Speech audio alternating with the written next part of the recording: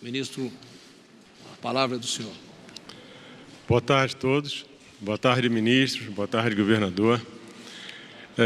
Eu vou colocar para vocês como o Ministério da Saúde vai conduzir em relação à crise do coronavírus e em relação à saúde em geral. A gente tem 3 braços que a gente vai trabalhar e focar. A gente tem o lado da informação, que a gente vai chamar um outro de infraestrutura, e o terceiro é a criação de uma diretriz que permita que estados e municípios abordem, criem políticas, programas, projetos em relação ao isolamento e ao distanciamento. Tá? Em relação à informação, um dos problemas que a gente tem da situação da Covid atual é porque a gente sabe muito pouco da doença. Quando você sabe muito pouco, o teu poder de decidir de uma forma mais estruturada e sólida é pequeno. E você vai fazendo escolhas, mas aquilo é frágil, porque você não sabe exatamente do que você está tratando. Então, informação em relação à doença é fundamental. Quantos casos, como é que é a transmissão, quantos transmitem, quantos ficam curados, quantos vão para a UTI, quantos ficam no hospital. A informação sobre a doença é crítica, tá certo? Agora, tem uma outra coisa que eu queria colocar, que é a informação que não está ligada ao Covid, que a gente vai ter que prestar atenção. Isso é um outro tipo de informação. A gente sabe hoje que doentes com outras doenças do tipo câncer não estão chegando. E não é que a doença tenha sumido, as pessoas não estão procurando os hospitais, os ambulatórios. A gente sabe que doença cardiovascular também é um problema. Tem pessoas morrendo em casa com infarto porque não vão em tempo para o pronto-socorro, para uma emergência. O que vai acontecer com em relação a como é que está evoluindo o paciente com hipertensão, com diabetes, doença crônica? É fundamental que a gente, mais que foque na Covid, que a gente não esqueça as outras pessoas. Uma outra coisa que a gente tem que acompanhar de informação, que é muito importante, o que está acontecendo na saúde suplementar. Se a gente tiver desemprego e a gente tiver uma perda significativa de vidas ligadas à saúde suplementar, isso vai sobrecarregar mais ainda o SUS. Os hospitais, embora a gente discuta a criação de uma infraestrutura que a gente vai colocar para o atendimento da Covid, os hospitais estão perdendo muito movimento de doenças não Covid, alguns 40%. Isso vai fazer com que eles tenham dificuldade ainda maior em sobreviver. E quanto mais isso durar, mais difícil vai ser para eles. Qual é o problema prático disso? Você vai começar a ter uma demanda reprimida gigante ao longo desse tempo. E se os hospitais estiverem despreparados, quando a gente controlar a Covid, a gente vai ter uma outra crise, que é a não capacidade de atender a demanda reprimida do não Covid. Então é importante saber que o Ministério da Saúde está focado no sistema, por mais que a gente discuta essencialmente hoje a Covid, tá certo? De coisas objetivas que a gente está fazendo, criou-se, quer dizer, estou aqui há 5 dias, então não dá para ter criado já. Está desenhado a criação do banco de dados, a gente vai trabalhar melhor a informação, e aí vai ser Ministério da Saúde, Casa Civil, outros ministérios. Uma coisa importante em relação ao Ministério da Saúde é que a gente vai buscar uma integração cada vez maior com as outras, com outros grupos do governo, porque você vai ter consolidação da informação, maior detalhamento. Em relação a isso, a gente também está trabalhando com a iniciativa privada. A gente está trabalhando com o pessoal que está naquele programa do Itaú, que doou 1 bilhão, onde a gente também tem, a gente vai ter dados ligados a hospitais, estados. Tudo isso vai ser consolidado num programa dos vários ministérios. Então, a saúde trabalha em bloco com os ministérios. É um programa do governo, tá certo? Isso é a parte de dados, é uma coisa importante. A segunda parte, que é a parte da infraestrutura. A infraestrutura vai ser desenhada, como é que a gente está cuidando das pessoas hoje. A gente está falando de hospitais, a gente está falando de ventilação mecânica, a gente está falando de UTI, a gente está falando muito de recursos humanos. E é uma coisa que vocês têm que ver, que tem coisas que vão acontecendo ao longo do tempo. Por exemplo, nos Estados Unidos, eles começaram a perceber que talvez começasse a faltar remédio, porque quando um doente vai para o respirador, para a ventilação mecânica, ele tem que ter sedado, ele tem que ter relaxante muscular. E eles ficaram com medo de que isso começasse a faltar. Eles nunca tinham pensado que podia faltar remédio para um doente no respirador, e isso poderia estar acontecendo agora. Então é outra atenção. Então a gente está buscando não só aquilo que está nos holofotes, mas detalhes relacionados ao cuidado das pessoas. Em relação a isso, a gente está trazendo, eu estou trazendo o general Pazuello. Isso é uma outra coisa que as pessoas estavam colocando, ele vai ser o meu secretário executivo. E por que eu estou fazendo isso? Nesses poucos dias que eu estou aqui, a impressão que eu tenho é que a gente tem que ser muito mais eficiente do que a gente é hoje. A gente está falando de logística, de compra, de distribuição, e ele é uma pessoa muito experiente nisso. É uma pessoa que vem trazer uma contribuição no momento em que a gente corre contra o tempo. Não só contra o tempo em relação à Covid, mas em relação a como o país vai ficar, como o sistema de saúde vai ficar. Isso literalmente é uma corrida contra o tempo, tá certo? Agora, o terceiro braço, uma coisa que eu ia colocar, o terceiro braço é a gente desenhar uma diretriz que possa dar suporte a estados e cidades para que desenhem seus programas em relação ao isolamento e ao distanciamento, né? Colocando um pouco em relação à saúde como um todo, a gente hoje tem 43.500 casos do coronavírus no Brasil. Se a gente imaginar que a gente pode ter uma margem de erro grande, digamos que a gente tem aí 100 vezes, isso aí é só um exemplo hipotético. A gente está falando em 4 milhões de pessoas, tá? 4 milhões de pessoas, nós hoje somos 212 milhões. Então, fora da Covid, tem 208 milhões de pessoas que continuam com suas doenças, com seus problemas e que têm que ter isso tratado, certo? E o que representam hoje 4 milhões de pessoas num país como esse? 2% da população. Se a gente sabe que, se existe aí o conceito que você tem que ter 70% da população contato com a doença para que ela seja imune, e a vacina vai levar talvez um ano e meio, entre 2 e 70, e se você não tem um crescimento explosivo da doença, que não está acontecendo no Brasil, a gente talvez nem chegue nesse número antes da vacina. Isso pode levar o quê? Um ano e meio? É impossível um país sobreviver um ano e meio parado. O afastamento ele é uma medida absolutamente natural e lógica na largada, mas ele não pode não estar acompanhado de um programa de saída. Isso é o que a gente vai desenhar. Isso é o que a gente vai dar suporte para estados e municípios, tá certo? Em relação a números, o que foi colocado hoje, uma coisa interessante, eu tenho os números aqui. O Brasil hoje é um dos países que melhor performa em relação à Covid. Tá? A gente tem aqui, se você analisar mortos por milhão de pessoas, o número do Brasil é de 8,17.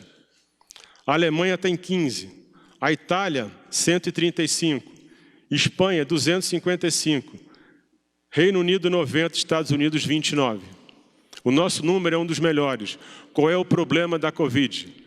Ela assusta porque ela comete muito rápido o sistema e os sistemas de saúde eles não são feitos para ter ociosidade. Você tem que trabalhar com eficiência máxima. Saúde é muito caro. Não dá para você trabalhar com ociosidade. Então, os hospitais trabalham quase que no limite. Quando você tem alguma coisa que sobrecarrega o sistema, é quase impossível você conseguir se adaptar na velocidade necessária. Então, isso é uma outra coisa em relação, quando eu falo em relação a trazer o general, é que eu acredito que ele possa de verdade ajudar a que a gente consiga criar um programa de ajuste e crescimento compatível com a necessidade que a gente tem hoje. Tá certo? Então, isso são as diretrizes que a gente vai ter. Em relação ao Brasil, hoje a gente tem 43 mil casos, 43.500.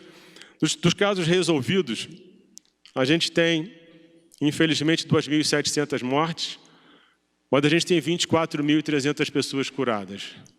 Então, a situação é difícil, a situação é complexa, mas com certeza a gente tem condição de passar por ela e, além disso, deixar o Brasil preparado, com um sistema de saúde preparado, mais forte para o pós-Covid.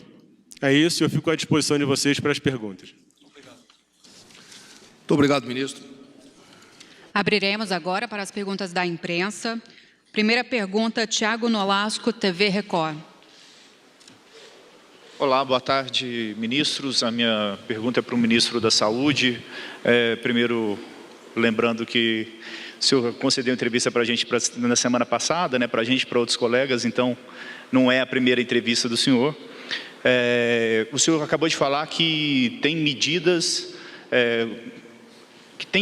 que podem ser adotadas de relaxamento em algumas cidades. Dá para dar exemplos o senhor falou que vai estruturar, né, as formas dessas medidas, e dá para dar exemplos, quais cidades, quais regiões do país que a gente já pode ter medidas de relaxamento desse isolamento social? Eu não tenho como te dar isso agora, eu vou te dizer como a gente vai fazer, tá certo? O que vai ser levado em consideração? A gente hoje já tem uma matriz pronta. Daqui a uma semana a gente entrega a diretriz completa depois dos ajustes, tá? Se pensa que eu estou aqui há 5 dias, 2 só sábado e domingo, está razoável. Então, em uma semana a gente entrega a diretriz. O que acontece hoje? A gente tem que entender. Primeira coisa, o Brasil é absolutamente gigante e heterogêneo. Não tem como uma diretriz dessa não ser customizada para as diferentes partes do país, para os diferentes estados e provavelmente para as diferentes regiões. E aí você vai computar qual é o número de casos novos que deve surgir, somado aos casos anteriores. Qual é a estrutura que você tem hoje de leitos? Quantos por cento estão ocupados? Como é que está a tua parte de recursos humanos? O que você tem que se planejar? E aí uma coisa importante, que aí é um trabalho Ministério, Estado e município, que a gente consiga ajudar justamente nesse processo de adaptação e ajuste e calcular. Uma outra coisa importante que eu queria colocar, que eu estava conversando essa semana, falei com os governadores do Nordeste, é o seguinte: as projeções, isso é uma coisa muito complexa.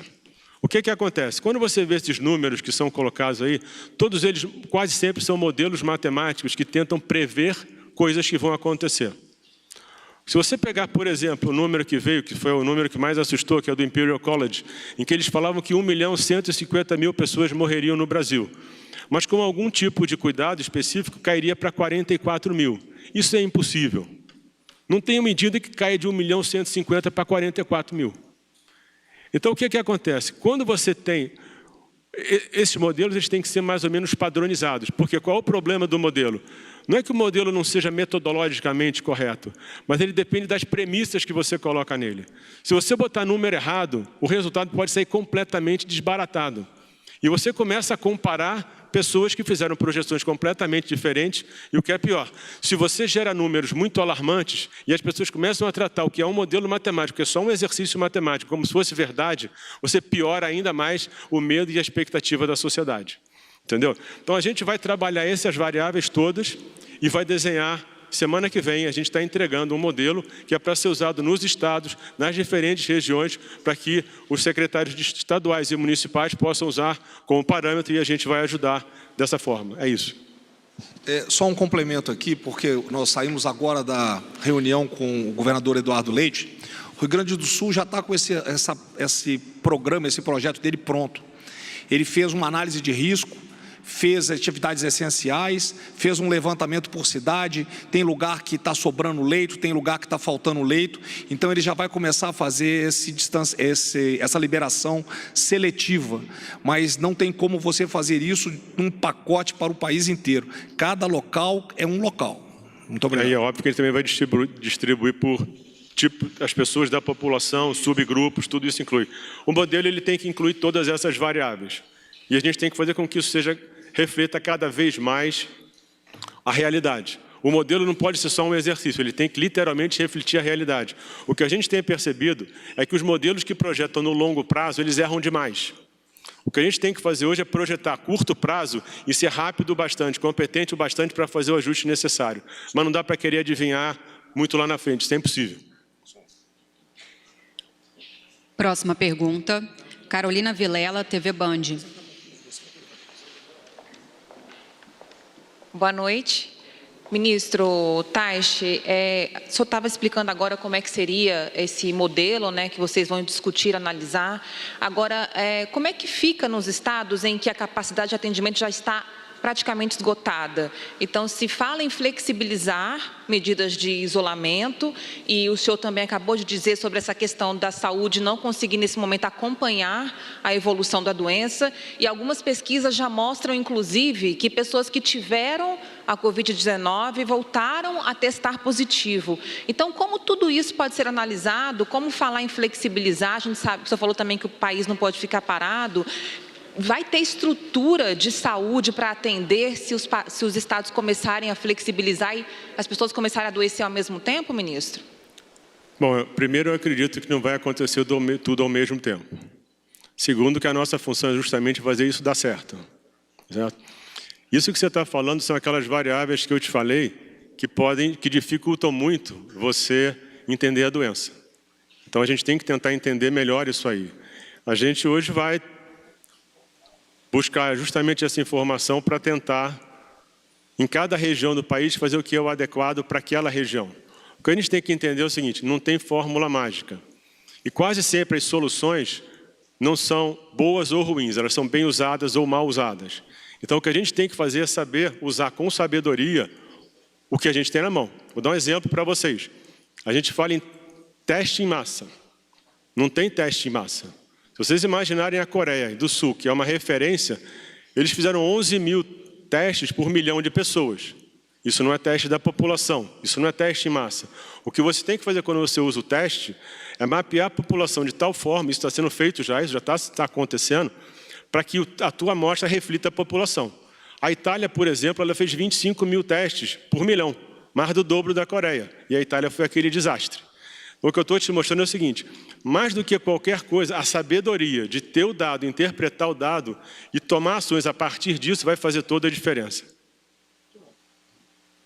Próxima pergunta, Caroline Rosito, TV CNN.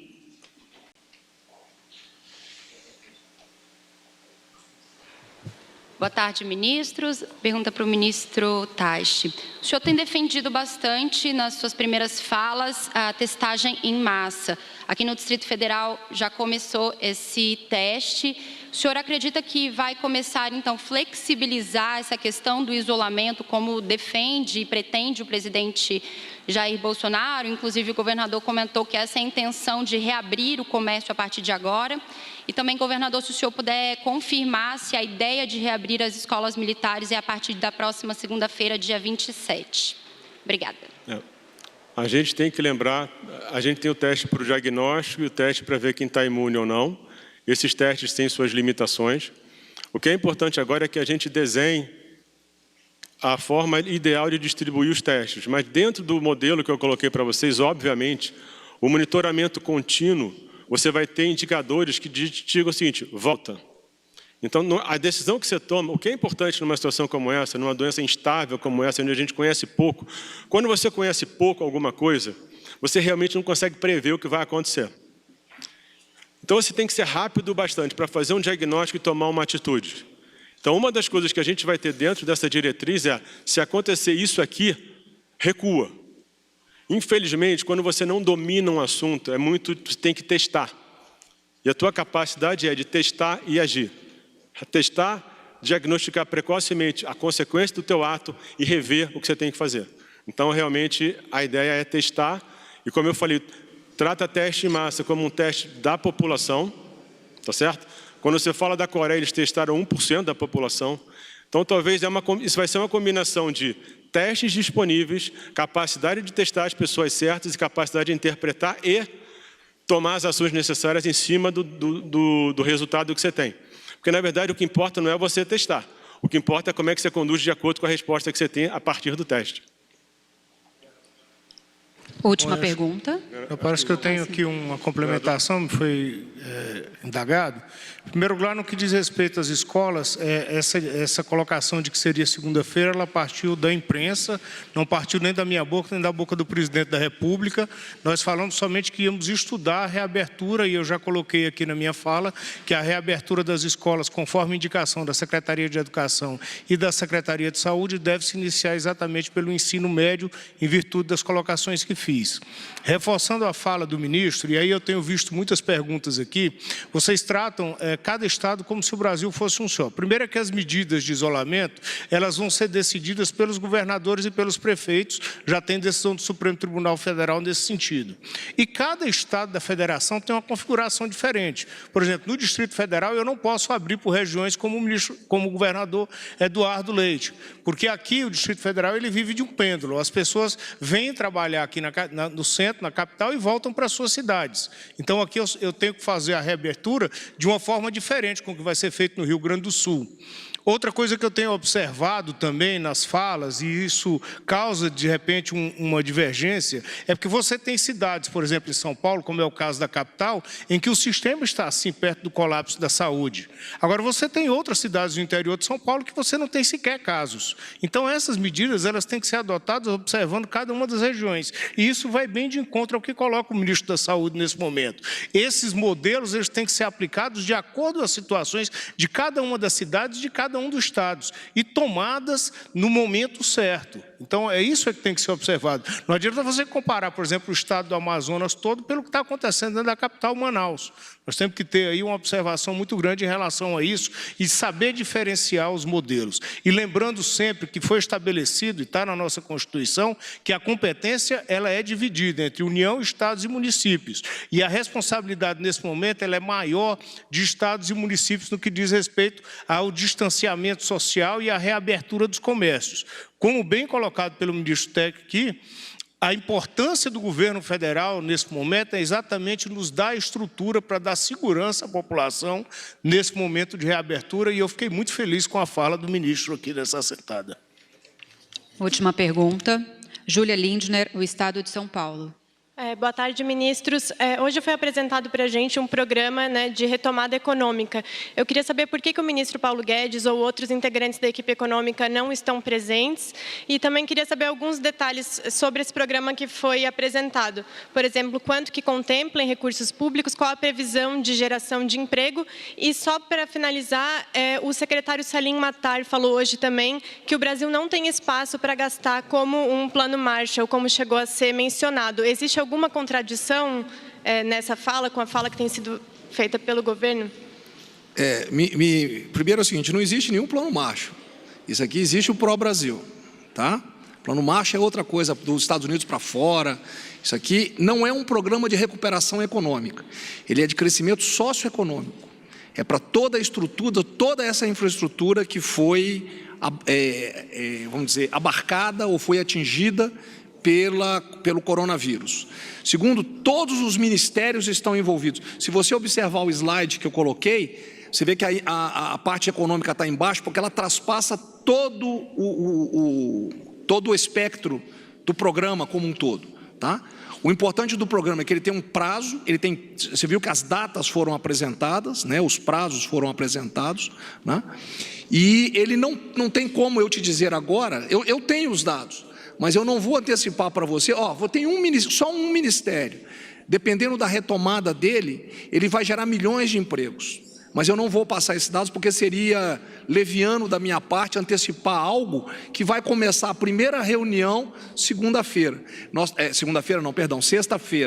Os ministérios já têm alguns trabalhos realizados, nós vamos agora coordenar isso aí, tá? E economia faz parte como um todo, ela não é vamos dizer, o foco do programa, ela faz parte do programa, tá bom? Respondi a tua pergunta? Então, não tem nenhuma estimativa sobre a geração, assim, um detalhamento, né, sobre a estimativa, tanto em valores gastos, ainda por exemplo? Ainda está tempo eu levantar isso aí para você. A finalidade é voltar, gerar empregos, recuperar infraestrutura e dar a possibilidade do Brasil recuperar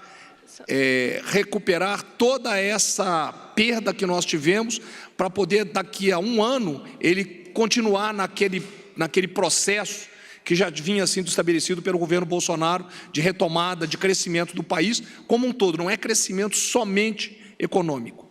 Tá? E tem alguma contradição com a equipe econômica e o restante do governo? Alguma Não, o divergência? ministro Paulo Guedes estava hoje na reunião, todos os ministros foram favoráveis ao programa, foi exatamente para sensibilizá-los sem nenhum problema.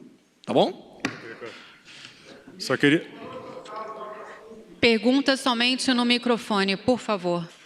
Ministro Só para a gente fechar, falando alguma coisa objetiva, nesse período que eu estou aqui, ou um pouquinho antes, a gente distribuiu respiradores para o Ceará, Amazonas, Pernambuco e Rio de Janeiro. Tá?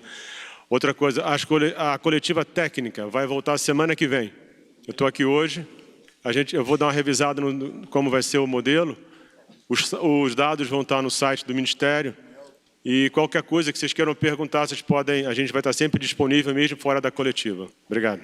Está encerrada esta coletiva de imprensa. Boa tarde a todos.